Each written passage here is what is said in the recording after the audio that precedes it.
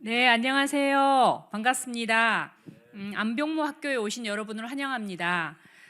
저는 시몬 안병무 기념사업회에서 수년째 회계를 맡고 있는 안수경 목사입니다.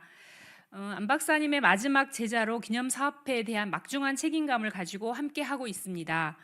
안 박사님께서는 살아생전에 예수 없는 기독교를 너무 안타까워하셨고요. 예수님의 얼굴을 제대로 그리는 용기를 가져야 한다고 늘 저에게 말씀하셨습니다. 그리고 교회 십자가를 내리는 일을 해야 한다고도 말씀하셨습니다. 이 말씀은 어쩌면 교회 십자가를 바로 세우고자 했던 안 박사님의 간절한 교회 사랑의 마음이 담겨 있다고 생각을 저는 했습니다. 그래서 안 박사님은 예수의 얼굴을 정말 제대로 그리고 싶어서 그런 마음으로 향림교회와 한백교회를 세우기도 하셨습니다. 안병무 학교는 이번이 세 번째입니다. 안병무 학교를 시작한 것은 안 박사님의 민중신학을 확산하고 대중화하기 위해서였습니다. 안 박사님의 민중신학이 후학들과 많은 기독인에게 널리 전해져 계승되기를 바라는 마음에서 시작한 것입니다. 이번 안병무 학교는 안병무 기념사업회 주최와 사회적 협동조합 길목의 주관, 그리고 기독청년 아카데미 KSCF 생명선교연대가 협력하여 진행합니다. 시몬 안병무 기념사업회에 대한 소개는 안 박사님의 주요 저서 등 많은 자료들이 안병무 아카이브에 실려 있습니다. 한번 들어가셔서 보시면 좋을 것 같습니다. 첫 번째 강의를 해주실 홍주민 박사님을 간략히 소개하도록 하겠습니다. 홍주민 박사님은 한신대 신대원과 독일 하이델베르크 대학교 디아코니아학 석사와 신학 박사 학위를 수여하셨고요. 한국연구재단 연구교수와 한신대 강사, 그리고 사단법인 한국 디아코니아 대표를 역임하고 계시고, 현재 한국 디아코니아 대학을 설립하셔서 디아코니아 학을 전파하고 계십니다. 또한 수원에서 난민 사회적 협동조합, 사회적 기업과 난민 쉼터를 운영하고 계시고요.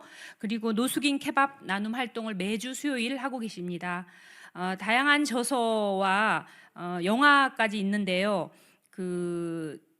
디아코니아 학을 하시면서 영화도 제작해서 발표하기도 했습니다. 어쨌든 오늘은 안병무의 민중신학의 디아코니아 신학적 의미를 오늘 발제해 주시겠습니다. 발제 시간은 40분, 질의응답 20분 이렇게 진행하도록 하겠습니다. 안병무의 민중신학의 디아코니아 신학적 의미를 홍주민 박사님께 청해 듣도록 하겠습니다. 큰 박수로 맞아주십시오.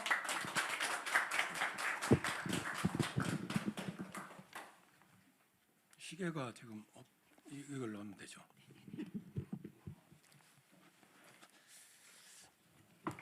네, 반갑습니다. 홍주민 목사입니다. 오늘 원래는 제가 매주 화요일 날 수원역 앞에 노숙인 분들 케밥을 한 120개 말아서 오늘 173번째 봉사를 해야 되는데 김상기 박사님하고 같이 하는데 오늘 이 시간대 지금 돌고 있습니다. 근데 제가 케밥 말다가 지금 부랴부랴 전차 타고 왔습니다. 오늘 이 귀한 시간에 저에게 주어진 그 주제 안병무 민중신학의 디아코니아 신학적 의미, 우리 안병무 학교에서 이게 이제 강의잖아요. 뭐 강연이 아니라. 그래서 지금 우리 안수경 목사님이 말씀하신 것처럼 안병무 선생님의 민중신학을 확산시키는 그런 교육의 의미도 있다 생각해서, 특히 제가 전공한 디아코니아 신학은 앞으로 이제 제가 짧게 소개하겠지만은 상당히 민중신학과 디아코니아 신학은 유사합니다. 그리고 차이점도 있어요. 그런 부분을 이제 좀 정리를 하면서 지금 한국의 민중신학이 정말 세계적인 신학입니다. 저 깜짝 놀랐어요. 독일에 가서. 그런데 상당히 정체된 감이 없지 않아 있다 이런 생각을 하고요. 제가 독일에서 10년 공부하고 한국에 온 지 한 20년 돼서 디아코니아와 이 실천 또 학문 이런 걸 하고 있는데, 오늘 이 주제가 저한테는 지금까지 거의 한 30여 년간의 하나의 결과물일 수도 있다 이런 생각을 합니다. 그리고 오늘 시간이 너무 40분이라 적습니다. 어제 한신대 박사과정에서 제가 강의를 할 때 항상 2시간 반, 3시간 하는데 오늘 저에게 주어진 시간이 40분밖에 안 되거든요. 그래서 이 거대한 신학, 민중신학과 이 디아코니아 신학이라고 하는 양대 세계적인 신학을 이 40분에 이렇게 소화를 해낼 수 있는 것이 불가능하지만은 가능한 한 제가 좀 압축해서 여러분께 들려드린 전할 거를 꼭 들려드리겠습니다. 강의 전개는 제가 이렇게 하겠습니다. 두 신학에 대한 제 개인적인 서사, 즉 민중신학과 디아코니아 신학의 만남, 그거를 좀 간략하게 소개해드리고요. 그다음에는 안병무와 민중신학에 대해서 뭐 다 아시겠지만은 압축해서 설명해드리고, 그다음에 디아코니아 신학이라고는 한국에는 이게 잘 안 알려져 있어요. 그런데 유럽이나 세계적인 지금 추세는 하나의 붐을 일으킬 정도로, 또 르네상스다 이런 얘기할 정도로 대단한 선풍적인 그 신학입니다. 그 두 신학이 아까도 말씀드렸지만은 상당히 유사하지만은 상당히 좀 차이점도 있어요. 아주 미세한 차이지만은 그런 상당히 그 결과물이 상당히 다르게 나타난 거, 그 지점을 제가 좀 지적을 해서 말씀드리겠습니다. 그럼 마지막에 결론부로 오늘 주제에 대해서 압축해서 설명해드리겠습니다. 저는 민중신학과 어떻게 만났냐면요. 저희 80학번이거든요. 그래서 일반 대학을 나왔습니다.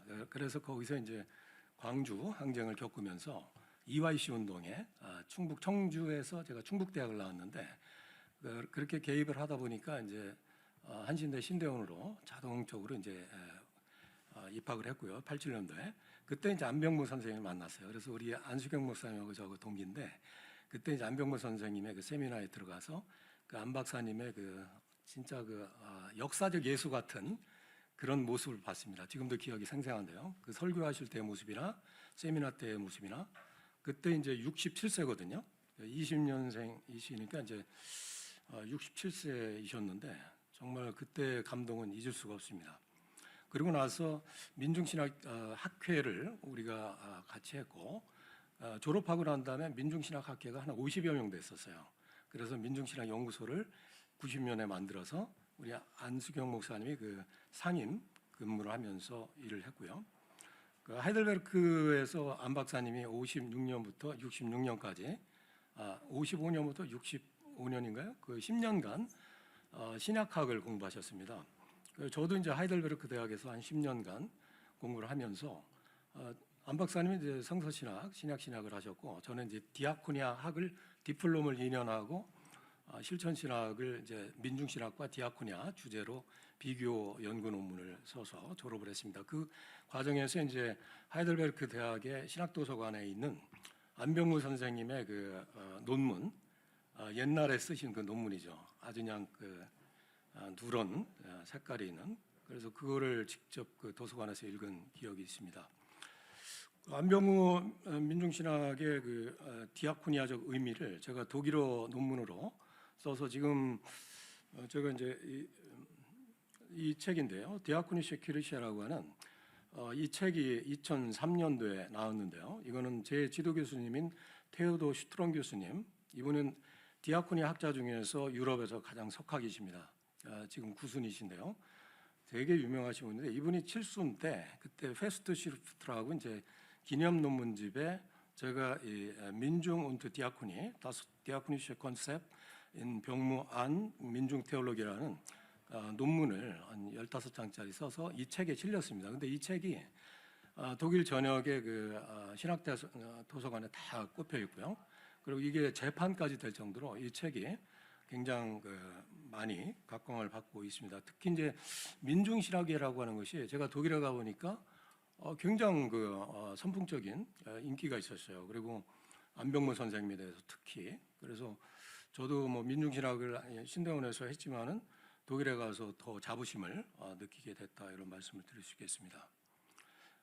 그리고 이제 디아코니아 신학은 어떻게 만났냐면요. 제가 87년도에 이제 신대원에 들어와서 3년간 공부하고 그리고서는 94년도에 이제 독일을 갔습니다.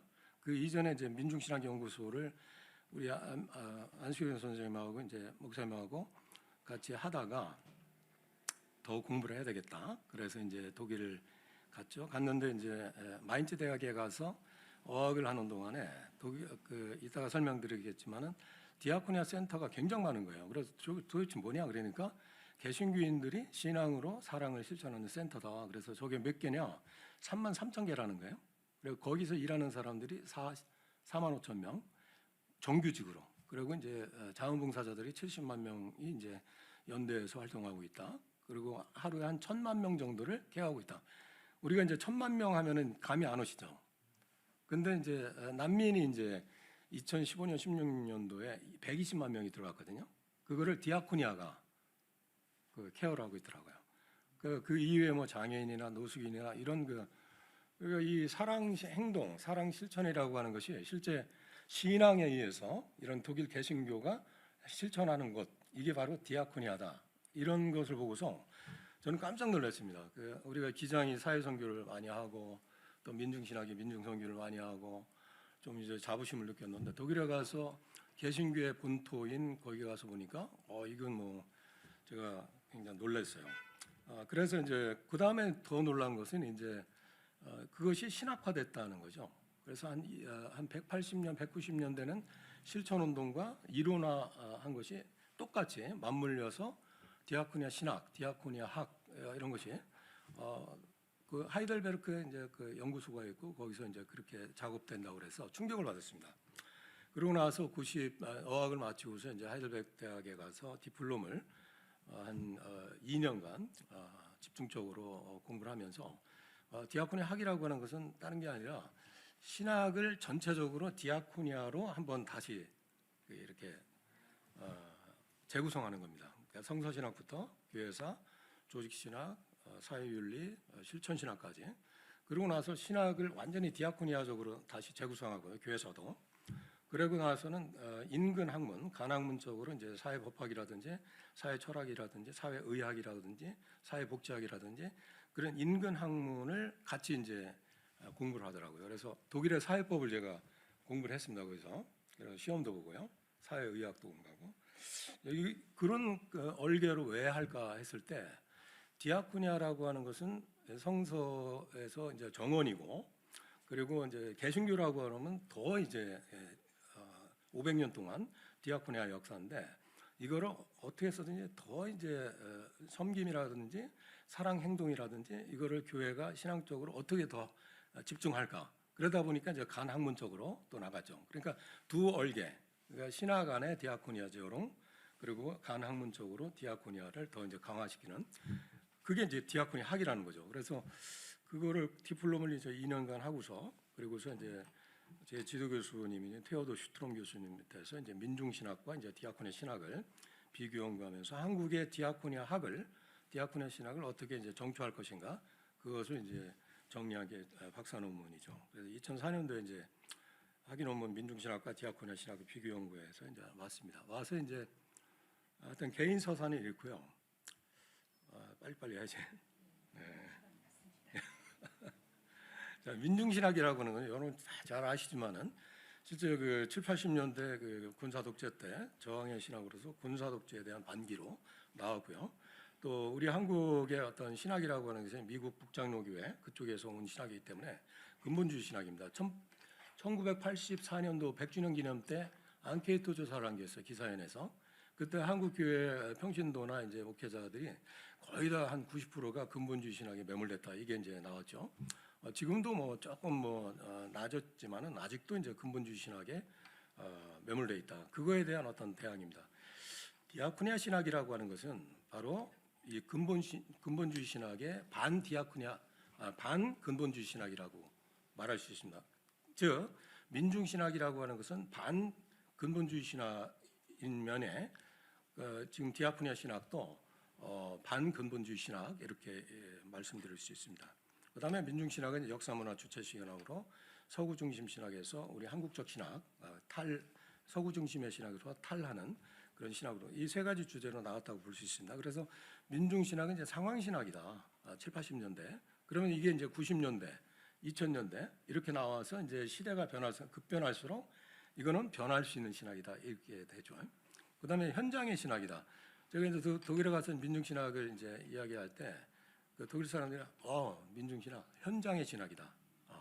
그 얘기를 많이 들었어요. 그래서 이 현실에 대한 주어진 현실에 대한 책임적인 응답으로 나온 신학이다.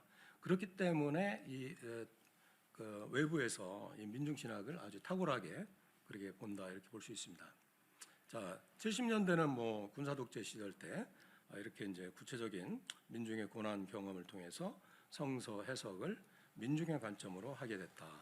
80년대는 이제 광주 민중항쟁 이후에 이데올로기적인 선택을 요구받았고, 그래서 이제 상당히 급진적으로 민중신학이 전개됐고 또 민중교회도 적응되었다. 90년대 89년도 90년대 여러분들 잘 아시다시피 이제 동구권이 몰락하면서 이데올로기가 붕괴되고 그러면서 이제 민주화의 길을 걷게 되고, 그다음에서 이제 급진화된 어떤 그 신학적인 내용이라든지 사회과학적인 내용들이 점차 힘을 잃어갔죠. 그래서 이제 다양한 관점에서 민중신학이 해석되기 시작했다. 그래서 뭐 여성신학이라든지 뭐 여러 다양한, 저는 이제 디학 분야 쪽으로 어떻게 보면 나왔다 이렇게 볼 수 있습니다. 자, 그런데 이제 92년도 93년도에 민중교회에 대한 실태에 대한 설문조사를 한 게 있습니다. 우리 안수경 목사님이 그때 이제 그 실무를 담당해서 책을 하나 냈는데, 민중신학 연구소에서 민중은 메시아인가, 거기에 이제 결론적으로 말씀드리면 민중신학이 기존에 정치적으로 단선적인 정향된 내용으로 됐기 때문에 보충해야 된다. 즉 교회 내 신앙적인 내용을 가져야 된다.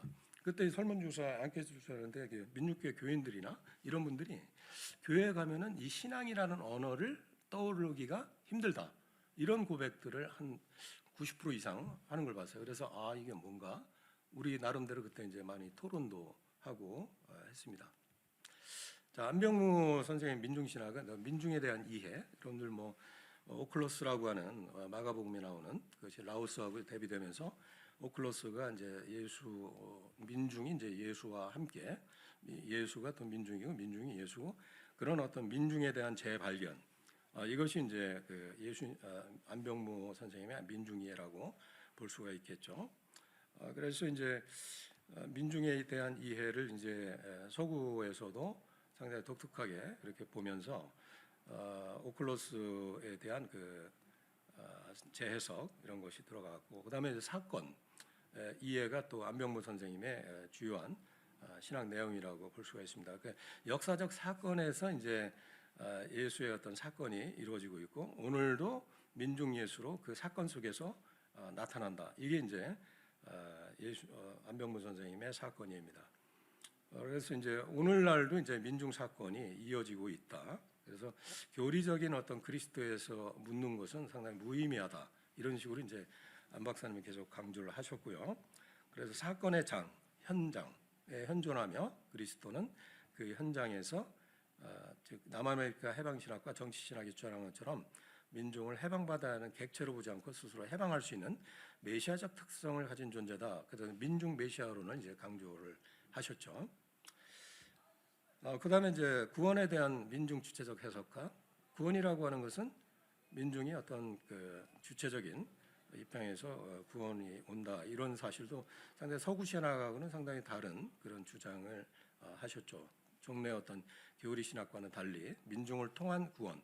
이것도 이제 보면은 마태복음 25장의 최후 심판 비유에 보면은 그리스도가 이제 6가지 형태의 고난을 받는 사람, 민중을 통해서 민중 속에 온다라고 하는 것을 해석하다 보니까 민중 메시아론까지 이렇게 말씀을 주장을 하신 걸로 볼 수 있습니다.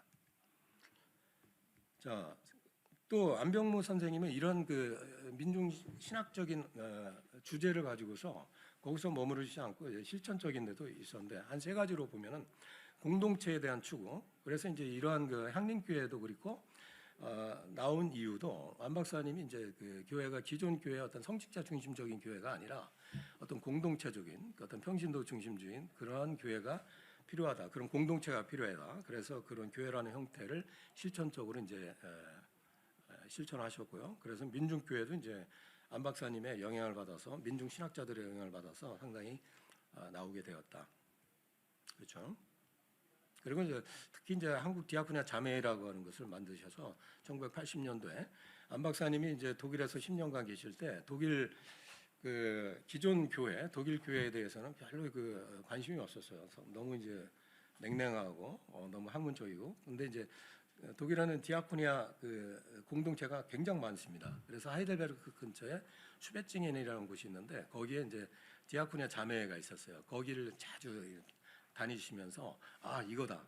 그래서 이제 굉장히 감동을 받으시고 어쩌면은 마지막에 이제 안 박사님이 하늘나라 가시기 전에도 이 디아코니아 자매에 굉장히 그 많은 관심을 가지시고 그런 거를 굉장히 희구하셨다는 그런 그 생각을 하게 됩니다. 자 그런데 이제 디아코니아라는 것은 지금 이런 그 로고가 있는데 제가 이제 아까도 말씀드렸듯이 94년도에 독일에 갔을 때 어학을 공부하면서 마인츠 시내에 나가니까 이런 로고가 굉장히 많은 거예요. 십자가에다가 왕관을 얻은 건데 이게 뭐냐고 물어보니까 디아코니라는 거예요. 디아코니가 뭐냐? 개신교인들이 신앙으로 사랑을 실천하는 센터다. 그런 운동이다. 몇 개냐? 33,000개라는 거예요. 1848년 이래. 그러니까 막스와 엥겔스가 공산주의 운동, 사회주의 운동을 시작했을 그 해에 독일 교회 개신교인들 또 평신도인들이 중심이 돼서 독일 교회가 정말 디아코니아 운동을 시작한 겁니다. 그래서 신앙으로 사랑을 실천해서 독일 교회가 디아코니아 교회로 새로 바꿔줘야 된다. 그게 이제 디아코니아 운동이라는 거죠.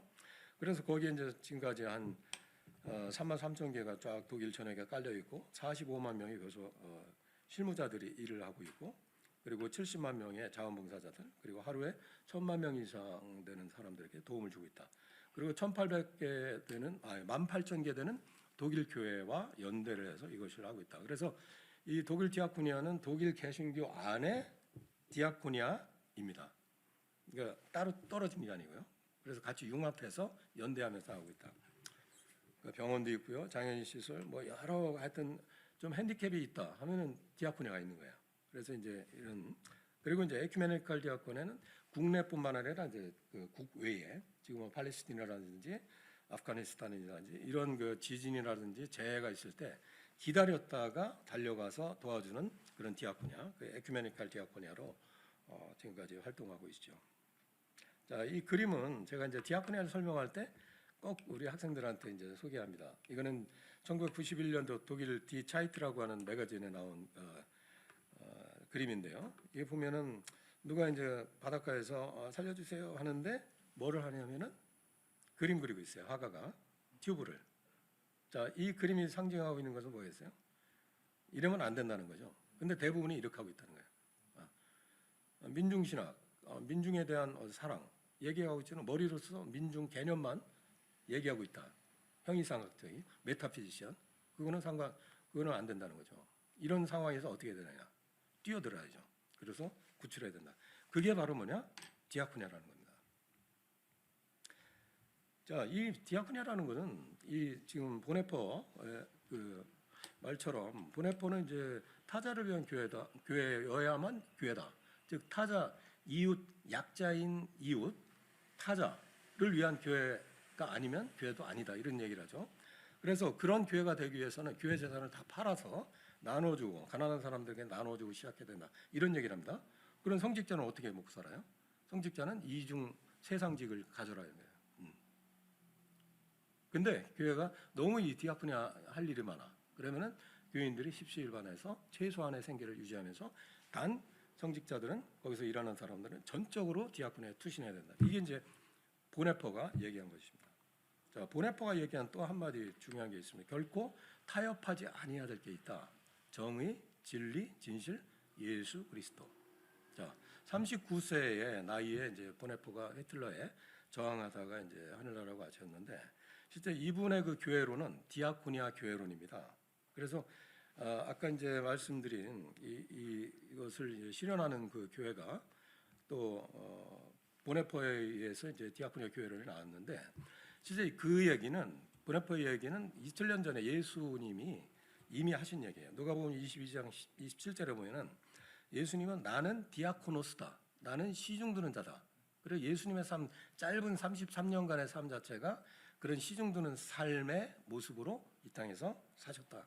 결코 어떤 높은 자리에 앉으려고 하지 않았고 권위나 어떤 권력이나 권세나 이런 것과는 전혀 무관한 그런 섬김의 그 삶을 이미 사셨기 때문에 지나간 2000년 동안의 역사는 우리가 교회사를 보면은 하나의 교리사라든지 교권의 어떤 그 역사 이런 거를 이제 지향하는 사람들이 있는 반면에 예수님의 이런 디아코니아의 역사가 따로 있어요. 즉 사랑 행동, 사랑 실천을 끊임없이 2000년간 이어온 역사가 있다. 그래서 제가 이제 디플롬을 공부하면서 다시 이제 교회사를 이런 두꺼운 책을 가지고 공부했는데 실제 우리가 모르는 그런 역사, 우리가 민중 신학에서도 민중신학 역사를 이제 이렇게 추출하고 그러는 것처럼 지나간 2000년 동안 그런 역사가 있는데 그것은 이미 이제 2000년 전에 예수님은 디아콘으로 존재하셨고 또 예수 공동체도 디아코니아 공동체였고 초대교회도 그랬고 그런 것이 이제 역사에 이제 면면이 흐르고 있다. 자, 그런데 이러한 거대한 그 실천을 이론화한 것이 있다라는 것이죠. 그래서 더 이제 충격을 받았습니다. 이게 이제 그냥 한 33,000개 이렇게 뭐 또 국외에서도 이런 실천을 하는 거 좀 놀랐는데 그걸 이론화를 왜 했을까라는 거예요. 자, 지금 이 만화에 보면은 자, 어떤 사람이 이제 모이를 줍니다. 새한테. 근데 모이를 잘못 주면 어떻게 돼요? 돌아가세요. 그러니까 우리가 누구를 돕는다, 사랑한다. 하지만은 남한테 상처를 줄 수 있고 심지어는 해칠 수 있다는 거예요. 그렇기 때문에 그 이론이라고 하는 것은 굉장히 중요하다는 거예요. 그래서 좋은 이론이라고 하는 것은 좋은 실천을 가져옵니다. 그리고 이론 없이는 실천이 없는 거예요. 그래서 이제 디아코니 학이라고 하는 것은 디아코니아 역사 이제 1848년부터 시작됐다고 그랬는데 그 역사와 교회를 같이 해서 실천의 현장에서 나온 것을 갖다가 이론화하는 작업 이런 것들을 끊임없이 해서 신학적 실천이 될 수 있도록 한 것이 바로 디아코니아 비센샤프트다 이렇게 볼 수 있습니다. 그래서 그걸 어떻게 이제 해석을 할까 했을 때 제가 이제 독일에서 한 10년 공부하고 와서 지금 20년 됐거든요. 이제 제가 지금까지 결론은 이제 개신교 사회 실천학 이렇게 번역을 해야 되지 않을까. 왜냐하면 디아코니아라는 건 어떤 사람들은 이제 기독교 사회 봉사, 기독교 사회 복지, 기독교 사회 선교 이렇게 번역하는 사람들이 있는데 이 디아코니아는 굉장히 그 스펙트럼이 넓습니다. 호리천트가. 그래서 이거를 개신교 사회 실천학. 그래서 가톨릭에서 보면은 왜 사목학 이런 게 있잖아요. 사회 목학, 사회 목회학 그런 것처럼 이제 개신교 사회 실천학, 사회 목회학 이런 식으로 이제 번역을 해서 좀 더 체계적으로 이제 학문화 해야 된다 이런 생각을 하고 있습니다. 자, 디아코니아 신학 발전 단계인데요. 원래 이제 성경은 디아코니아 문서입니다. 그 신학도 디아코니아 학문이 돼야 되는 거죠. 구약은 뭐 아시다시피 디아코니아로 정형된 하나님의 정의와 자비의 문서입니다. 신약은 예수님 스스로가 나는 디아코니다 이렇게 명명했으니까 이 성서 자체가 디아코니아 문서다. 그래서 그거에 대한 어떤 18세기, 19세기의 이제 산업 과정에서 사회 문제가 굉장히 많았고 그때 이제 교회가 상당히 무감각했고 무방비했고 그러니까 그거에 대한 어떤 이건 안 되겠다. 그래서 평신도가 중심이 돼서 또 각성된 목사들이 중심해서 이 디아코니아 운동을 이제 시작을 했죠. 그러다 보니까 현장이 생기니까 이런 학문적인 성찰이 이제 생겼다 이거죠. 그러니까 학문화 단계는 간단합니다. 어떤 문제가 생겨요. 그러면 그거를 전에 없던 문제, 그럼 가설을 세워서 증명을 하고 그게 하나의 되네? 그러면 하나의 테오리, 이론이 생기는 거예요. 그럼 그 이론을 다음에 그런 문제가 생겼을 때 또 적용하고 그러한 어떤 번복 속에서 이제 학문화, 비센샤프트라고 하는 것이 생기는 건데 바로 이 디아코니아 신학이라고 하는 것도 전에 이제 정통 신학 가지고 안 되니까 이런 새로운 사회 문제가 나왔을 때 그런 학문화 과정을 통해서 이때부터 이제 본격화됐다는 것이죠. 그래서 신학 안에 이제 뭐 실천 신학, 목회학 안에서 이 디아코니아가 주제가 됐고요. 그 다음에 이제 뭐 이렇게 뭐 셰퍼라든지 울프론이라든지 뭐 기독교 역사 뭐 이런 부분에서 나오다가 베르린 대학에서 27년에 보네퍼 목사님의 그 스승이신 라인홀트 제베르크라고 하는 조직 신학자가 베르린 대학의 사회윤리와 내적 선교 연구소 디아코니아입니다. 내적 선교는 디아코니아예요. 그 연구소를 만듭니다. 근데 이제 33년에 국가사회주의 정권이 들어서면서 히틀러가 여기를 문 닫게요. 왜냐하면 히틀러의 그 강자를 위한 그 이데올로기, 아리안주의, 그래서 이제 장애인이라든지 약자들을 갖다가 이제 도태시켜야 된다. 그래서 이제 디아코니아 연구소가 이제 철퇴를 받죠. 그런 다음에 이제 전쟁 끝난 다음에 54년도에 하이델베르크 대학에 디아코니아 연구소가 이제 새로 생기게 돼서 나왔습니다. 자, 90년대 초에 디아코니아 학이 르네상스가 옵니다. 붐이 있답니다. 왜 그렇겠어요? 자, 사회주의 정권이 붕괴하고 또 자본주의가 이제 무너지면서 제3의 길이 뭘까 했을 때 서유럽의 사회 국가, 독일이 사회 국가거든요. 그리고 북유럽의 복지 국가. 이러한 형태로 근데 그 두 대륙의 그 나라들이 다 보니까 이 디아코니아가 굉장히 활성화되어 있는 거예요. 그래서 이 부분이 이제 전체 유럽 통합 과정에서 디아코니아 학이라고 하는 또 디아코니아 연구소, 디아코니아 이런 운동들이 굉장히 가열차게 됩니다. 그래서 독일과 스칸디나비아 반도 국가의 이제 연구소나 교육기관들이 많이 설립이 됐다. 자, 그래서 간학문 쪽이고 연구 차원에서 신학과 협력하고 신학교와 디아코니아 기관과 협력이 많아졌고요. 또 학문으로서 디아코니아학이 굉장히 많이 이제 붐을 일으키게 됐죠. 에큐메니컬 협력관에서 이제 나오고 있습니다. 자, 디아코니아는 헬라어죠. 헬라어인데 신약 성서에 보면 실제 그 예수님도 디아코니아라는 이야기를 했죠. 나는 디아코노스다. 디아코노스는 명사로서 시중 두는 사람, 디아코니아는 시중 듬 명사고 디아코네인 시중 들다. 그래서 누가복음 22장 27절에 보면 예수님이 나는 시중 두는 자다 했을 때 이제 분명하게 내가 누구다라고 하는 정체를 밝히고 여기가 유일합니다. 나는 뭐 선생이다, 제사장이다, 나는 예언자다, 제사장이다 그런 얘기 한 적이 없어요. 나는 시중 두는 자다. 그게 이제 개념이죠. 그럼 바울은 이 디아코네를 어떻게 이해했을까? 바울은 화해의 복음을 전달하는 일, 에이전트 역할을 한다. 여기서 이제 중요한 게 이 화해의 복음이라는 것입니다. 기독교 신학의 어떤 그 형성을 누가 했어요? 바울이 했죠. 바울이 특히 이제 고린도후서 5장 18절 여기서 했는데요. 그리스도 안에 있으면 하나님으로부터 우리가 화해된다는 거죠. 그래서 화해의 직무를 우리에게 주셨다 했을 때 헬라어 성경 보니까 디아코니안 테스 카탈라게라는 게 있어요. 여기서 깜짝 놀랄 게 있어요. 우리 한국어 성경으로는 화해의 직분, 화해의 직책 이렇게 이제 해석이 됐는데 화해의 직무, 화해의 직책, 화해의 직분 이게 원어 성경으로는 디아코니아 테스 카탈라게라는 거예요. 그러니까 우리가 하나님 관계 속에서 이제 서로 화해가 되면은 완전히 우리가 화해가 되는 거죠. 그래서 그때부터는 사람과 사람 사이에 화해의 직분을 맡았다. 이 분열된 세상, 갈라진 세상 속에서 화해의 사도로서 우리가 살아갈 수 있도록 된다 이거죠. 그거는 오로지 하나님으로부터 온다. 여기서 이제 화해라고 하는 단어, 카탈라게라고 하는 게 중요한데 화해는 적당히 화해가 없죠. 완전히 새롭게 변하는 겁니다. 그게 이제 화해의 진짜 의미예요. 완전히 새로워지는 거. 그러니까 이 세상에 지금 여러 가지 분열된 이 세상, 뭐 팔레스틴, 뭐 아프가니스탄 전쟁과 기근, 뭐 이런 수많은 문제, 분단의 문제라든지 이런 것들을 완전히 새롭게 변화시키는 거. 이게 화해인데 그거를 누가 주느냐면 하나님으로부터 온다는 거예요. 그래서 예수 그리스도 안에 있으면 우리가 그 화해의 직무, 또 직무라고 하는 개념 속에는 해도 되고 안 해도 되고가 아니라 직무는 마땅히 해야 되는 겁니다. 그래서 우리가 그리스도인으로 부름받았다는 것은 화해의 직무를 우리가 받은 거예요. 그건 굉장한 사건이죠. 이게 이제 기독교 신학의 가장 핵심인 바울의 신학에 있어서 이 디아코니아라는 의미는 말씀 선포를 통해서 화해의 복음을 전달하고 그리고 행동으로 디아코니아를 실천하는 거. 그래서 이 세상을 완전히 새로운 세상으로 변혁시켜 나가는 거. 이게 이제 우리 복음의 본질이다 이렇게 볼 수가 있습니다. 자, 이러한 그 성서적인 정신에 의해서 이 종교 개혁이라고 하는 것은 500년 전에 올해 이제 506주년이죠. 종교 개혁은 핵심 정신이 디아코니아입니다.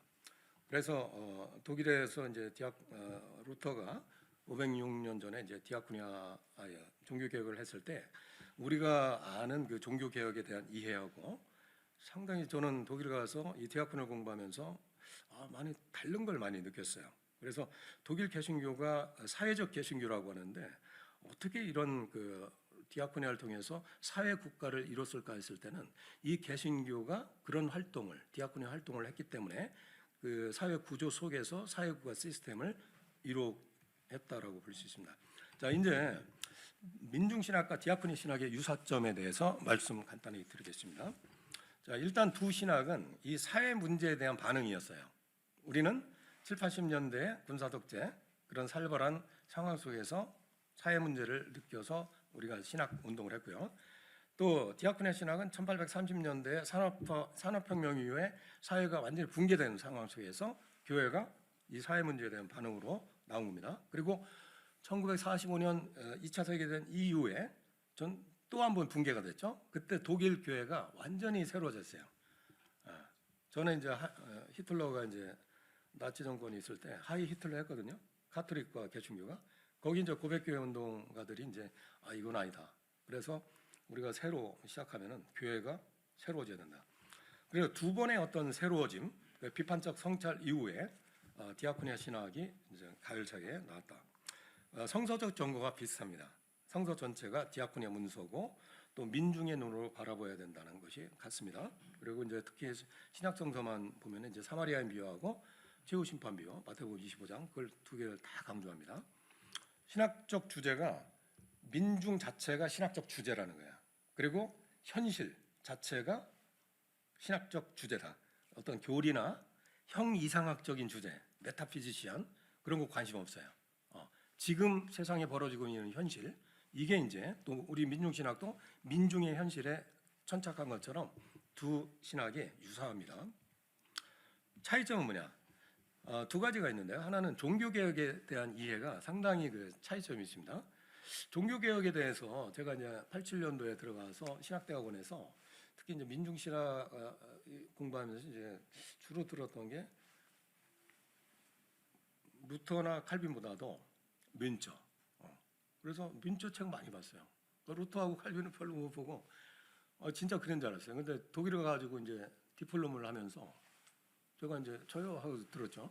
민처가 더 낫지 않아요? 그러니까 그 사람들이 이제 그것도 맞는데 이것도 있어 그러는 거예요. 그러면서 이제 그 종교개혁 해석사를 쭉 얘기를 하는데 제가 여기 좀 정리를 하면요. 막스 베버가 이제 1905년에 쓴 책이 있죠. 뭐 프로테스탄트 윤리와 뭐 개신교 정신. 그 책에 보면은 칼빈을 굉장히 중요하게 여깁니다. 예정론을 얘기하면서 자본주의 정신은 바로 개신교에서 나왔다. 이런 주장을 해요. 근데 이 사람은 종교개혁이 16세기에 일어났는데 그 책에 보면은 이제 19세기 얘기를 하는 거야. 그러니까 웨슬리 얘기를 하고 또 이제 뭐 폭스를 얘기하고 프랭클린을 얘기하고 그 중간이 없어요. 그래서 실제 베버가 얘기하는 것은 자본주의라고 하는 것이 이제 칼뱅의 그런 근검절학이라든지 예정론이라든지 이거부터 나왔다 이런 얘기를 쭉 쓴 겁니다. 트렐치도 마찬가지야. 베버도 이제 하이델베르크 교수였고 트렐치도 하이델베르크에서 교수했어요. 똑같아 친구니까. 그래서 이 사람도 루터를 이제 복구적으로 얘기하고 칼뱅을 강조하는 거예요. 근데 이 사람은 사회학적인 지식이 별로 없었어요. 근데 이제 그 이후에 베르나 엘러트라든지 에른스트 볼프라는 그 신학자들이 보니까 아닌 거예요. 루터의 카테키스무스하고는 교리문답집을 한 500년 동안 계속 루터 교회가 이렇게 하면서 루터 신학이 들어간 데는 이상하게 이 복지가 발전한 거예요. 서유럽과 북유럽이. 그 현대 사회복지국가 발전에 있어서 루터가 굉장히 중요한 역할을 했다. 이걸 이제 심층 역사 연구를 통해서 밝혀냈고, 그 다음에도 에른스트 볼프라고 하는 사람은 게팅겐에서 사회윤리학자였는데 이 사람이 이런 얘기를 해요. 종교개혁의 말로 이 공공복지와 사회연대 그리고 새로운 사회규정, 지금의 독일의 그 사회국가 또 유럽의 그 복지국가 그런 모델을 만드는 데 있어서 규정을 만드는 게 바로 종교개혁이다. 이런 걸 학문적으로 검증을 한 겁니다. 또 하나는 이제 그거예요. 종교개혁에 대해서는 루터나 민처인데 우리가 생각할 때는 남병근 선생님도 루터는 상당히 권력을 배경으로 해서 활동을 했다. 칼뱅도 그랬고, 그냥 많은 사람도 죽였다. 이런 얘기를 많이 하면서 하나의 기존 교회를 유지하는 이데올로기였다 이렇게 주장합니다. 반면에 민처는 농민의 고통에 관여를 했고, 루터는 두 나라 설에 귀착해서 사회 문제에 무관심했고, 나아가서 국가 권력에 맹목적인 복종을 요구하는 거점이 되었다고 비판을 했습니다. 그 민중신학 이야기에 나와요. 그런데 최근 연구에 따르면 루터가 세속 권력에 복종해야 한다는 주장한 이유는 그가 정치적으로 또는 사회적으로 보수적이어서가 아니라 세속을 교회로부터 해방해서 세속의 기능적 독립성을 보장하기 위해서였다. 그것은 사회적 기능의 분화에 대한 신학적 근거와 정당성을 부여하는 루터의 의도를 반영한 것이다. 또 루터는 농민 전쟁을 계기로 세속적 정부, 즉 국가의 역할을 좀 더 강조하게 되었고 국가의 다양한 기능에 대해 논의하게 되었다. 그때부터 요건데 루터의 분화론적 사고가 강화되었고 더 나아가 루터는 국가가 권력을 남용하거나 오용한다면 우리는 불복종하거나 저항해야 한다는 그런 주장도 합니다. 그래서 사람보다 신에게 복종하는 것이 우리의 의무이기 때문이라는 것이다. 루터는 결코 보수적이거나 권위주의가 않았다. 그래서 총체적인 어떤 종교개혁 혁명으로 이루기 위해서는 그 민초가 주장하는 어떤 그 폭력혁명 이런 거에 대해서는 상당히 이건 안 되겠다 이런 거지 그 자체를 농민들을 혐오하거나 그런 것이 아니었어요. 그 문서에 보면. 근데 그거를 번역 과정에서 그걸 이제 루터에 대한 어떤 그 루터를 싫어하는 사람들이 번역 과정에서 루터를 그렇게 매도한 그런 것이 있습니다. 자, 안병무 선생님은 독일의 16세기에 등장한 민초를 민중신학의 가장 중요한 역사적 관련성으로 여깁니다. 민초가 당대 종교개혁가들의 논쟁 속에서 새로운 교회에 대한 그의 사상을 발전시킨 것을 중요하게 여겼습니다. 안병무 선생님은 마틴 루터가 국가체제에 적당하게 순응한다고 비판하며 민초가 이끈 농민봉기가 농민들의 억압에 직간접적으로 지지를 했다고 진술합니다. 게다가 안병무 선생님은 종교개혁가들이 예수 사건, 특히 민중과 예수의 만남의 장애에 관련된 복음사가의 보도를 가볍게 취급하거나 무시했다고 지적합니다. 자, 요약하면 민중신학자들은 당시의 종교개혁가들이 국가 권력과 민중의 억압당함에 대해서 철저하게 문제를 제기하지 않은 반면에 토마스 민초는 급진적 입장에 서서 국가 권력에 대항하고 민중의 주체적인 면에 함께했다고 주장을 합니다. 그러한 민중신학적인 해석은 루터가 민초의 혁명에 반대자였다는 주장을 합니다. 하지만 현대의 사회법치적이고 사회복지적인 국가 발전 과정에 대한 루터의 종교개혁에 대한 영향사를 디아코니아 신학적으로 주목을 할 필요가 있습니다. 전술한 것처럼 여러 그 학자들의 입장은 루터의 의미를 상기시킵니다. 자, 그리고 이제 세 번째로 디아코니아에 대한 이해인데요. 저는 그 디아코니아를 공부하면서 한국에서 돌아와서 이제 디아코니아에 대한 그 논문을 찾아봤는데 제가 독일에서 논문을 쓸 때도요. 디아코니아에 대한 논문이 없어요. 그리고 이제 그 단어 자체도 안병무 선생님이 1980년대에 그 디아코니아 자매를 한 그 자체가 이제 있을 뿐이지 디아코니아 관련돼서 이렇다 저렇다 이야기 없었어요. 그러니까 주로 이제 디아코니아 자매는 수도원적 디아코니아거든요. 수도원적 그것을 상당히 민중신학에서 강조를 하셨고 민중신학 안병무 선생님은 그러나 아까도 말씀드렸듯이 디아코니아 신학이라고는 신학 전반에 걸쳐서 디아코니아 지평에 집중을 했고요. 또 삼중 디아코니아라는 개인적, 교회적, 정치적 디아코니아 또는 뭐 예언자적 디아코니아 상당히 다양한 그 디아코니아가 있는데 디아코니아에 대한 이해가 아까 이제 종교개혁에 대한 이해와 같이 상당히 그 일면적인 면이 있다. 이게 이제 차이라고 볼 수 있습니다. 자, 이건 넘어갑시다. 특히 이제 뭐 만인사제직에 대해서 우리가 이제 민중교회에서도 만인사제직을 굉장히 얘기를 했었는데 그게 이제 문제가 뭐냐면은 만인사제직은 원래 이제 독일어로 얘기하면은 Das Priestertum aller Gläubige는요 모든 신자의 보편적 사제직인데 이거를 만인사제직이라고 하니까 누구나 사제다. 그러니까 노동자도 뭐 다 사제다. 뭐 민중이 다 사제다. 이래 버리니까 교회가 교회로서 형성해야 한다는 거예요. 내가 사제인데 뭐 죄를 고백할 필요가 있느냐 뭐 이런 식으로. 그러니까 교회가 교회로서 존재하기가 상당히 어렵다. 신앙을 언급하기가 상당히 문제가 있었다는 게 이런 부분이야. 그러나 이제 만인 사제직이라고 하는 것은 모든 신자의 사제직, 루터가 강조한 또 종교개혁가 강조한 신앙으로 새롭게 된 사람들은 다 보편적 사제직이다. 그래서 성직자나 평신도의 그 계급을 깨고 하나님 앞에서 보편적 사제들이 하나님 앞에 꼬람대오로 예배드리는 그것이 교회다. 이게 이제 만인사제직인데 이게 독일 디아코니아에서도 만인사제직이라는 게 굉장히 중요합니다. 또 하나는 종교개혁의 핵심 맹제인 칭의론, 즉 믿음으로 새롭게 된다는 거죠. 우리가 그리고 죽었다 깨어나도 우리는 인간 안에 우리를 의롭게 할 수 있는 또 업적이나 어떤 고행과 수행을 통해서 조금이라도 우리가 새로워질 수 있는 가능성이 전혀 없다는 거예요. 그러니까 신앙을 통해서, 믿음을 통해서, 의를 통해 하나님의 의를 통해서, 즉 이거는 뭐 사도 바울의 고백이기도 하고 로마서 1장 17절에 지금 루터가 고백한 그 칭의론이라는 거, 우리 개신교 DNA 속에는 믿음으로만, 오직 믿음으로만이라고 하는 것이 우리 DNA 속에 들어 있는데, 그 믿음으로만이라고 하는 칭의론이 과연 믿음만 강조한 거냐? 아니라는 것이죠. 믿음으로 새롭게 된 사람은 그 안에 사랑의 화신인 그리스도가 우리를 몰고 가서 사랑을 실천하는, 그게 이제 디아코니라는 말이에요.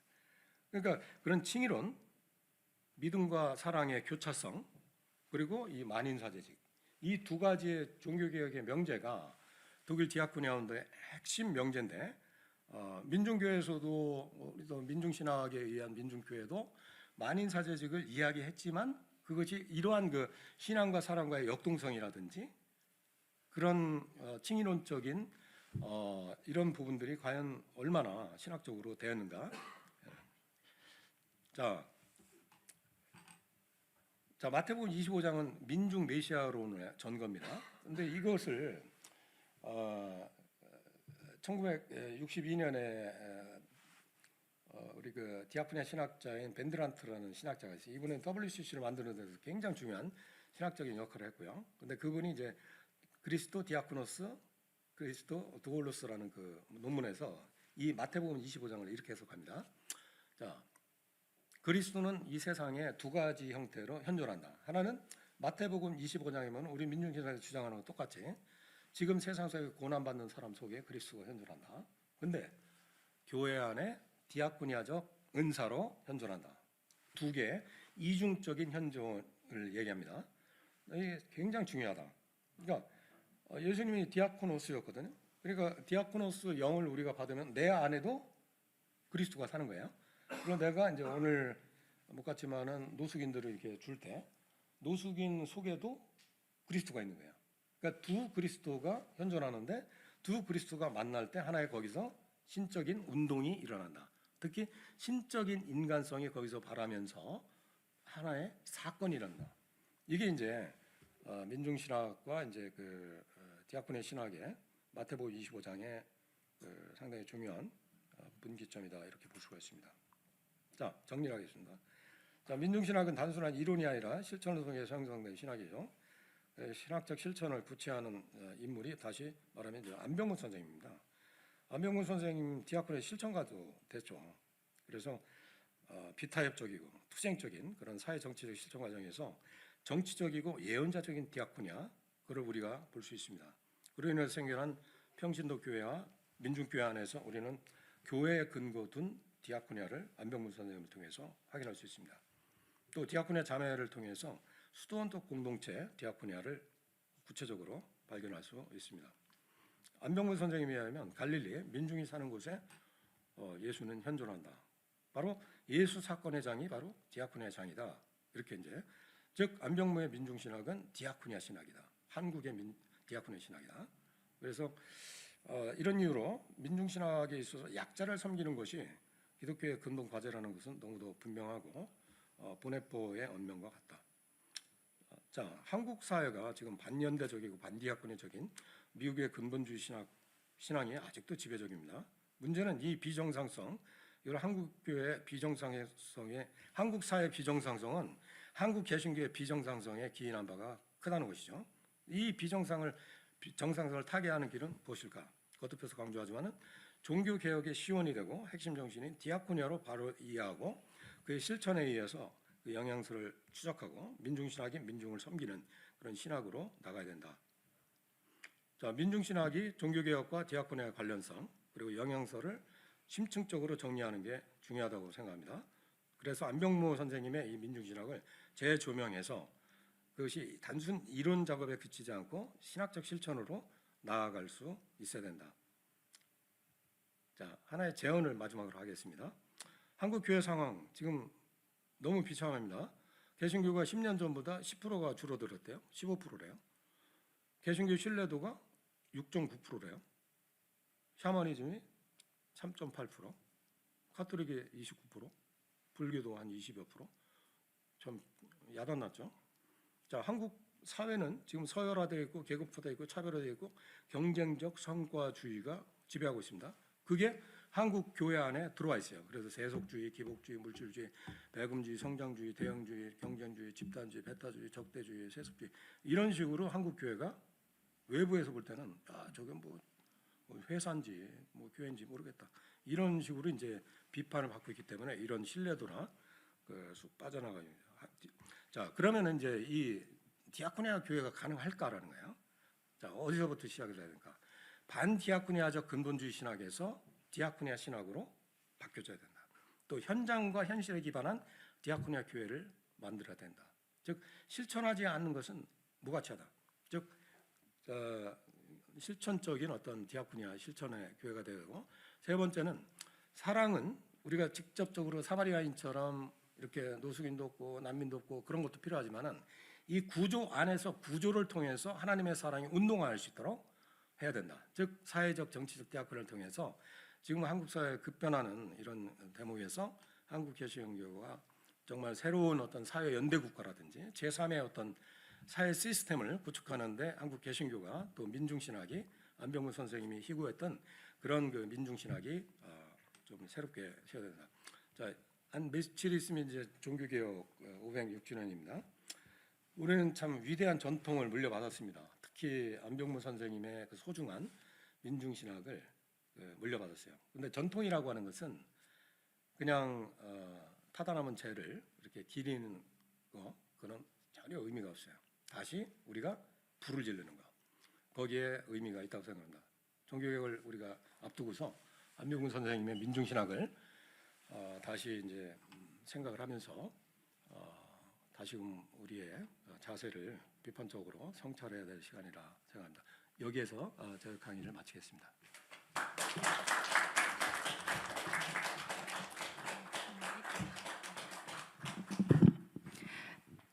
네, 감사합니다. 제가 차마 15분에 끊을 수가 없었습니다. 그래서 22분까지 하셨는데 너무 감사드리고요. 다시 한번 정말 열강을 해주신 우리 홍주민 박사님께 박수 부탁드립니다. 감사합니다. 네, 질의응답 시간이 좀 짧아졌겠으나 그래도 질의응답 시간을 갖도록 하겠습니다. 홍 박사님의 강의에서 민중신학과 디아코니아 신학의 차이점과 공통점을 저희가 들으면서 결국 두 신학은 신학적 실천으로 나아가게 하는, 우리를 추동하는 신학이다는 것은 굉장히 중요한 공통점인 것 같습니다. 질의응답 일단 한 분씩 받겠습니다. 제가 마이크를, 이것도 되나요? 네.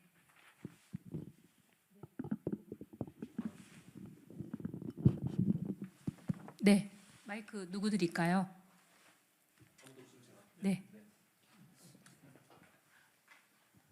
너무 감사합니다. 역시 우리 사회선교조 실천 그런 정치협의회에서 목사님 발표하실 때마다 제가 감동받고 그랬는데 오늘도 역시 감동인데요. 제 고민은 이제 목회 현장에 역시 있으면은 목사님 말씀하신 대로 결국 개신교 사회 실천학으로서의 디아코니아 또는 개신교 그걸 할 수 있는 섬김 전문가를 양성해야 되는데 그 부분에서 늘 걸리는 것 같아요. 이거는 말씀하신 대로 한국 개신교라는 게 제가 생각하는 100명 중에 90명은 사실은 근본주의뿐만 아니라 욕망의 것으로 기독교를 가지고 있으니까 섬김은 욕망을 비우는 거고 그런 존재로서 신앙이 깊어야 실제로 시중 드는 자가 그게 다 남들 다 싫어하지 않습니까? 누구나 시중 듣는 걸 좋아하는 사람이 없잖아요. 그러니까 그거를 아주 깊은 의미 신앙적 차원에서 이렇게 돼야 되는데 그런 존재들이 많아져야 되는데 그런 고민이 늘 듭니다 사실은. 그래서 이제 좀 더 제가 더 듣고 싶은 거는 디아코니아 학 또는 이런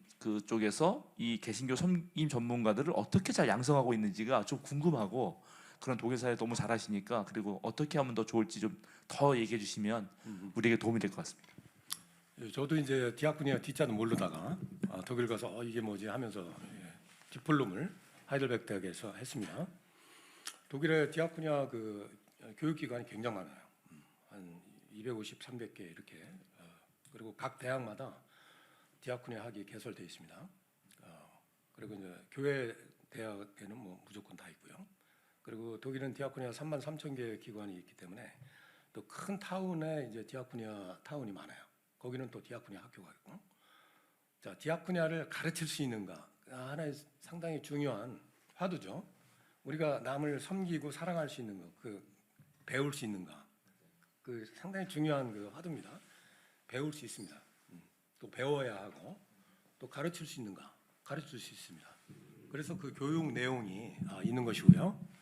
그래서 이제 독일은 아까도 말씀드렸지만은 1848년부터 이제 디아코니아 운동이 시작됐다면 디아코니아 학도 그렇게 똑같아요. 그래서 이제 그 학문화 과정을 계속 겪으면서 우리가 오늘 자세하게 설명 안 했지만은 독일 디아코니아 영웅이랄까 요한 힌리시 비셰른 목사가 있습니다. 그분이 이제 1833년에 라우에 하우스라고 하는 것을 함부르크에 그 그룹홈을 시작하면서 아이들 10명 놓고서 그때부터 시작한 거예요. 근데 이제 10명을 놓고서 이렇게 하다 보니까 이 아이들도 교육해야 되잖아요. 또 교육하는 사람들이 필요하잖아요. 그래서 그때부터 디아콘 학교를 만들었어요. 33년에 이제 실천을 시작했는데 35년에 디아코니아 학교를 만들었어요.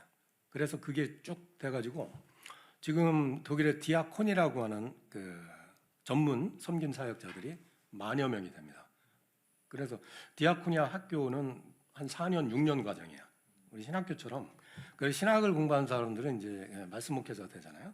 근데 이제 저 같은 경우는 신학을 공부하고 하이델베르크 대학에서 이 업그레이드 되는 그 과정, 아웃바우라는데 그거를 공부해요. 그러면은 그 학위를 디플롬을 가진 사람들은 이런 그 현장에서 뭐 자활센터나 이런 데서 섬김 사역자로 하는 거예요. 그러니까 그 학교를 나오면 자 디아코니아 학사가 나오고요, 디플롬 과정. 그리고 내가 사회복지학에 관심이 있어. 그러면 사회복지사 자격증이 나오는 거예요. 라이선스가 2개 나오죠.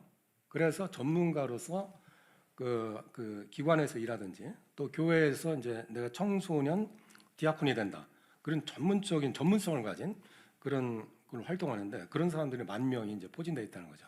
그래서 우리 한국 교회도 또 우리 기장에서 지금 사회선교사 얘기를 하는데 난 좀 더 강화시켜야 된다. 이걸 진짜 교육 과정을 한 며칠 하고 이렇게 하는 게 아니라 진짜 이거 힘들거든요. 우리 이제 한국 디아코니아 대학이 2017년에 생겨서 지금 8년째 하고 7년째 하고 있는데 우리는 2년 과정입니다. 그래서 하여튼 1000시간을 공부해요. 1000시간.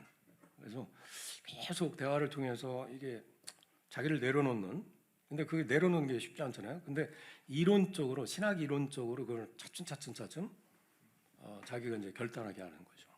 그래서 저는 독일에 가서 놀란 거는 독일의 디아콘 남성 그 사제라고 부를 수 있어요. 그 디아콘들로 이렇게 만나면서 또 여성은 디아코니세 언님들 같은 그런 사람들이 많더라고요. 그 카톨릭만 이 수사하고 순회하고 있는 줄 알았더니 개신교들이 그렇게 많은 거예요. 그래서 그 사람들을 만나면은 제가 이제 신학을 한 사람은 참 고개가 이제 수그러드는 그 어려운 일을 섬김 사역을 하면서도 항상 기뻐요. 야, 그게 뭔지.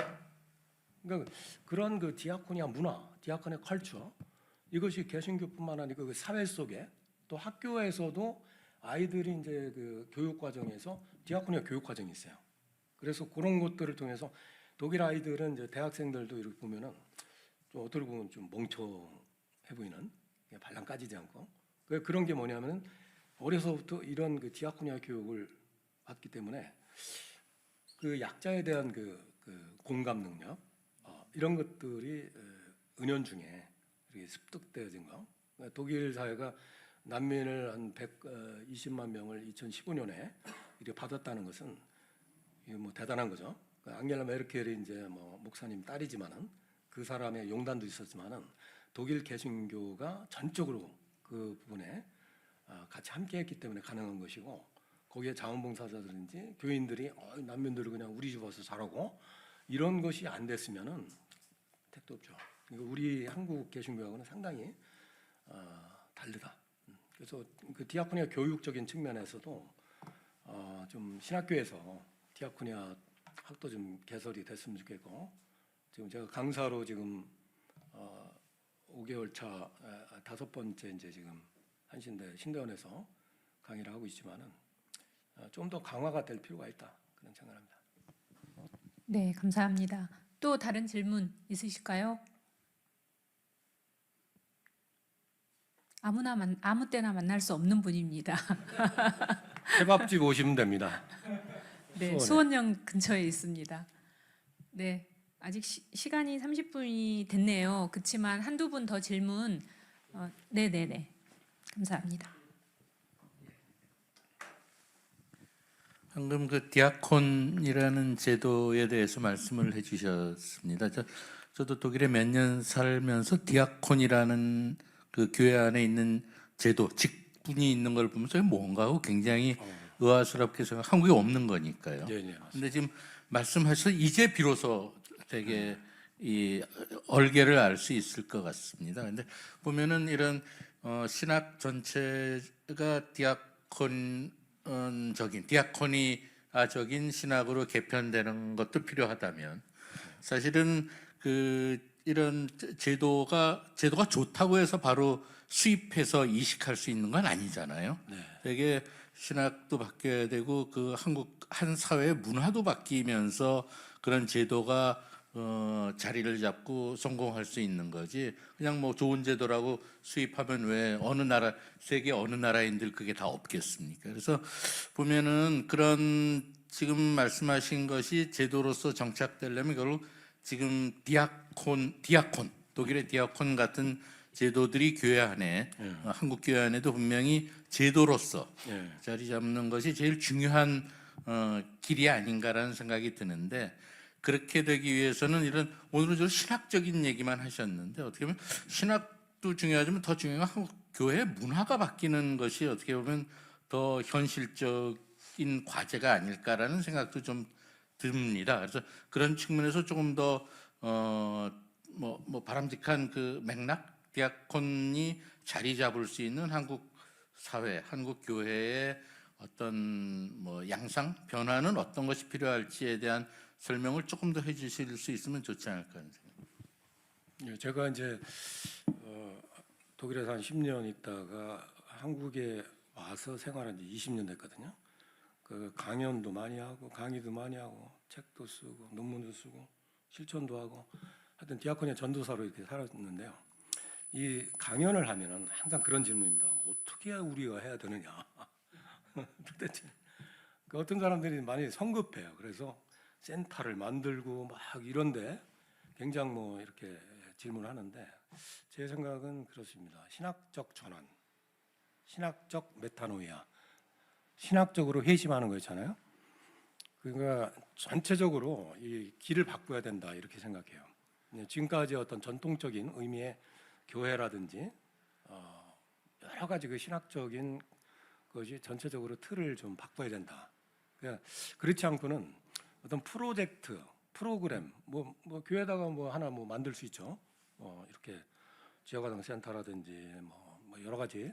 근데 그 안에 그 중요한 하드웨어 그것이 없이는 하나만 하다.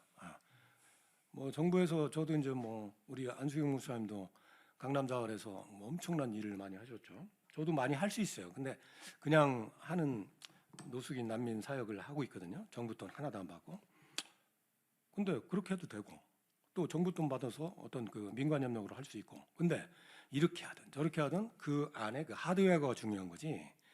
그게 신학적인 어떤 전환, 메타노이아, 회심 이게 안 되고도 그 사람이 중요한 거. 한 사람이 그런 그 변화를 일으킬 수 있는 운동체인데 그거를 무시하고 교단도 그렇고 교회도 그렇고 그래서 이제 그게 좀 시간이 좀 가야 된다. 그래서 깊은 고랑을 계속 독일도 한 뭐 거의 뭐 200년이 돼 가는데 우리도 같은 첫 출발이라고 생각을 합니다. 그래서 특히 요새 이제 개신교가 이렇게 무너지면서 그렇다면 대안이 뭘까 했을 때 뭐 선교적 교회니 뭐 여러 얘기가 많이 나오는데 신학적인 전환 그래서 그게 지금 가장 필요하다.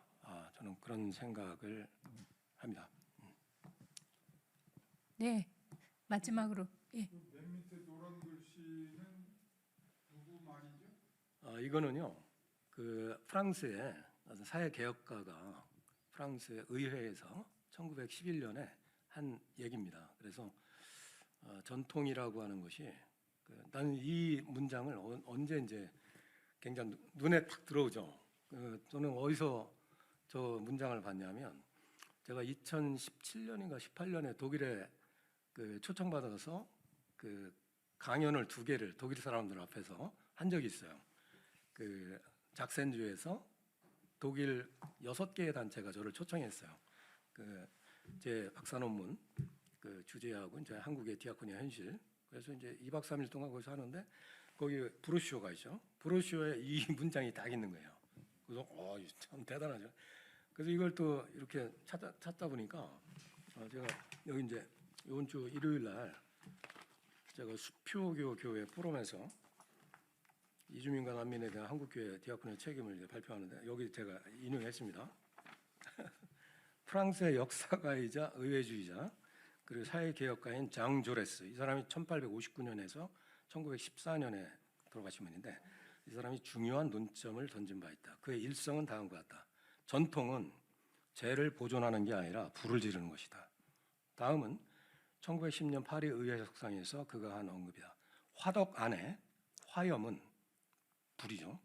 인간의 여러 세대를 거치며 타올랐고 불꽃을 내는 것으로 큰 의미가 있었다. 지나간 500년 동안 불꽃이 우리한테 전해진 거예요. 우리가 조용히 머무르지 않고 새로운 이상을 향해 투쟁한다면 우리는 선대들의 유업을 이어나가는 것이 될 것이다. 때문에 이제 화덕에서 불씨를 꺼내자. 그리고 불을 지르자. 그분 얘기입니다. 타다 남은 재만 기리는 것은 의미가 없다. 이런 얘기를 한 걸 제가 이제 번역해서 옮겼는데 상당히 공감이 가는 이야기입니다. 우리가 기장이 진짜 어떤 교단입니까? 저는 참 위대한 교단이라고 전 세계적으로 제가 독일 가서 놀란 건 너 한국에서 어떤 교단에 와서 하냐 그래요. 기장에 갔어요. 그럼 PROK 프록 그 민중신학 알아? 압니다. 안병선이 알아요? 그냥 반은 그냥 먹고 들어가는 거예요. 저쪽 통합 합동 취급도 안 해요. 그러니까 진짜 그런 위대한 전통 얼마나 위대합니까? 그래서 다시 불을 질려야 되는데 우리 기장이 이제 화살촉인데 화살촉이 많이 무뎌진 것 같아요. 둥글둥글해. 좀 앞으로 좀 더 우리의 전통, 좋은 전통을 촉을 좀 가려야 되지 않을까 그런 생각합니다. 네, 감사합니다. 마지막으로 질문 한 분만 받고 짧게 답하고 마무리하도록 하겠습니다. 네, 잠시만요. 예, 말씀 잘 들었습니다. 그 디아코니아 학에 대해서 이제 공부를 하신 거가 지금 이제 수원에서 하시는 활동하고 충분히 관련이 된 것 같던데 지금 활동하시면서 또 이렇게 깨달으신 게 있으시면 한 가지만 말씀해 주시면 고맙겠습니다. 좋은 질문이시네요. 제가 이제 한국 디아코니아를 법인을 사안법인을 만든 지 이제 2015년에 만들었고요. 본격적으로 이런 활동을 사람들하고 같이 한 게 한 10년째입니다. 그리고 하다 보니까 이제 학교도 만들게 되고 영화도 만들게 되고 난민이 왔을 때 우리는 연중 계획이 없습니다. 근데 이상하게 난민들이 왔는데 사회가 무관심해요. 그러니까 할 수 없이 뛰어들 수밖에 없고 그래서 한 5, 6년째 지금 이렇게 하고 있고 또 코로나 때 또 그때 연중 계획도 없었는데 수원역 앞에 노숙인들이 막 굶고 있는 거예요. 그러다 보니까 이어지고 이게 디아코니아라고 하는 것은 참 신비주의 운동입니다. 내가 나를 몰라요. 의도적인 사랑이 아니다. 그게 유행가 가사죠. 의도된 사랑은 사랑이 아니다. 그게 누구 얘기냐면은 루터 얘기예요. 마틴 루터. 마틴 루터가 디아코니아 신학이 어디부터 어디까지 디아코니아 신학이냐? 전체가 디아코니아 신학이에요. 그만큼 사랑과 신앙 두 가지의 얼개를 갖다가 교차하면서 아주 신비주의적인 그런 그 신학 논설을 한 게 루터입니다. 특히 이제 루터에 대해서 그런 얘기죠. 하나님이 이제 저 위에서 보니까 굉장히 자기 마음에 쏙 드는 사람이 있어요. 하나님의 사람이라고 불리는데 그 천사를 보내서 저 사람을 이제 뭘 은사를 주려고 그랬는데 보냈어요. 그래 물어봤더니 그 하나님의 사람이라는 사람이 아니 난 됐어요. 지금 그냥 아무것도 필요 없어요. 이런 거예요. 그러니까 다시 천사가 올라갔대요. 다시 너 그래도 하나만 딱 은사를 주고 싶다. 너무 그냥 이뻐서. 갔더니 이제 정 그렇다면 내가 슬픈 사람을 만나면 그 사람이 기쁘게 할 수 있으면 좋겠다. 그리고 병든 사람이 있으면 병이 치유됐으면 좋겠다. 근데 그 은사를 내 그림자에다가 은사를 달라고 그래라. 그래도 가서 이제 하나님이 이제 그걸 은사를 주셨어요. 이 사람이 갈 때마다 평소에 하는 대로 했는데 그 사람이 가는 데마다 막 우울한 사람이 기쁨에 그러고 병든 사람이 이제 치유되네. 자기는 모르는 거야. 그게 이제 루터의 영성의 핵심이다. 이런 얘기가 있습니다. 그러니까 우리가 내가 이 선을 행하는 것을 내가 의도로 갖고 이렇게 하면은 이 사람이 나한테 어떤 반응이 있겠지. 이런 의도성을 가지면은 그거는 사랑이 아니다. 그거는 카톨릭에서 스콜라주의 신학이 얘기하는 그런 어떤 그 사랑 없는 은혜다. 이렇게 루터가 얘기하거든요. 실제 우리가 이렇게 디아코니아 운동하면서 난민도 그리고 노숙인도 그렇고 우리 돈 한 푼도 없어요. 근데 1년 우리가 이렇게 우리를 통해서 이렇게 전달되는 게 1억 5천이에요. 우리는 인건비는 우리는 봉사니까 한 교회가 구제비로 한 1억 5천을 하는 교회가 흔치 않을 겁니다. 100이 오면은 100을 다 이쪽으로 위치 이동만 시키는 거니까. 그리고 여기 수많은 자원봉사자들과 후원 물품과 이런 것들이 그냥 있어도 막 오는 거예요. 우리가 무슨 해주세요 이런 적이 없어요. 우리 향림교회에서도 도움을 주시고 있죠. 그래서 참 신기할 그 신비적인 그런 걸 많이 느낍니다. 그래서 우리가 정부와의 관계 속에서 이런 민관 협력 그것도 해야 돼요. 왜냐하면 독일의 33,000개의 그 디아코니 센터는 다 민관 협력입니다. 그래서 그것도 해야 되지만 우리가 자발성을 가지고서 각 교회가 또 그리스도인 개인이 이런 디아코니아 실천을 한다는 것은 자신의 어떤 신앙과 그 사랑 이걸 키워낼 수 있는 또 구원의 하나의 중요한 구성 요소죠. 그래서 신앙을 통해서 믿음을 통해서 우리가 구원의 어떤 구성 요소가 되지만 또 하나 이 사랑의 행동 이게 없으면은 그거 안 되거든요. 근데 그거를 의도적으로 사랑 행동을 불러일으킬 수 없다는 거예요. 그래서 그런 지나간 한 5년 6년간의 난민 노숙인 그런 실천 디아코니아 활동을 통해서 참 가슴이 뜨거워지고 뭐 그런 것을 많이 느낍니다. 늘 어떤 이거 그만해야 되겠다 이거보다도 그 현장에 가면은 참 기쁨이 넘치고 또 이게 이렇게 이제 발전이 되지 이렇게 되지 않는다. 네, 감사합니다. 더 질문을 받고 싶으나 지금 시간이 40분이 지났기 때문에요. 오늘 안병무 민중신학의 디아코니아 신학적 의미를 강의해 주신 우리 홍 박사님께 다시 한번 뜨거운 박수 부탁드립니다. 감사합니다.